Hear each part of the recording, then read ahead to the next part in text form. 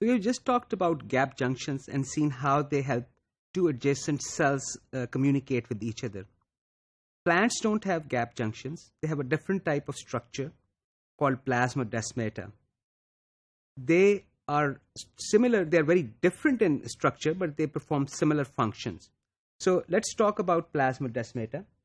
Plant cells, for one thing, they have a rigid cellulose surrounding the cell, which is the extracellular matrix for these cells. This is a compounds. This is extracellular matrices are compounds cells secrete in their surrounding for structural support.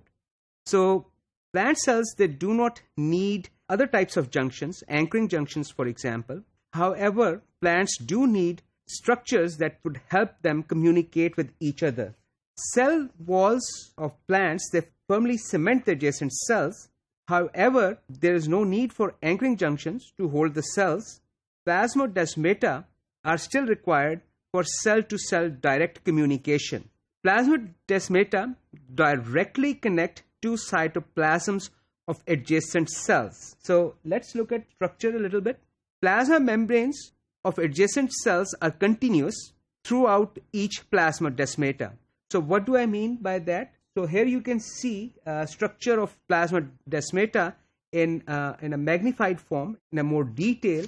Here, for example, is a plasmodesmata, and this is a channel which is lined by the plasma membrane. I'm putting a red ink there, and the cytoplasms of these two cells are continuous, and through this each plasmodesmata there's a cylindrical channel of about 20 to 40 nanometers through which different molecules can be exchanged by these two cells.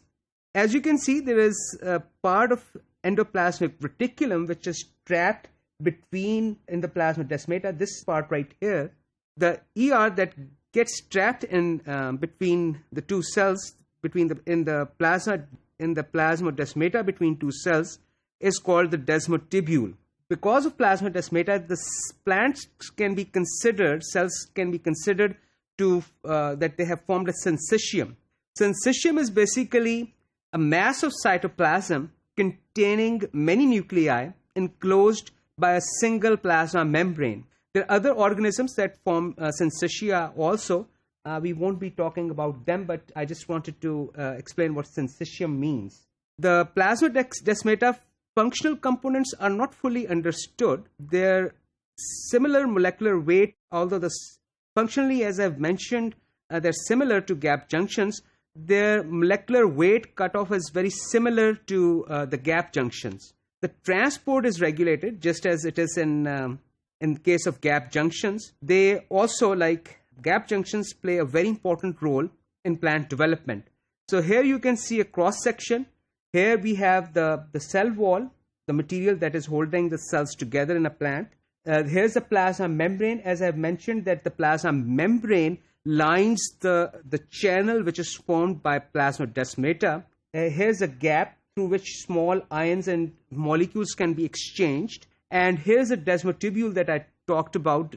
Desmotubule is basically a string of endoplasmic reticulum that gets entrapped in the plasmodesmata. So plasmodesmata, they are very similar in function, but structurally they are different. Some plant viruses exploit plasmodesmata to infect adjacent cells. Viral RNA and viral particles can pass from one cell to another.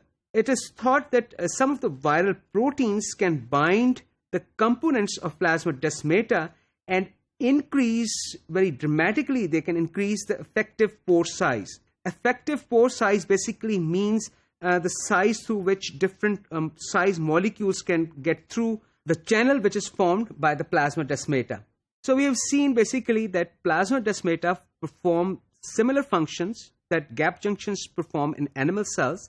However, they are very structurally different, and their regulation, although, is in a similar way the gap junctions regulation is.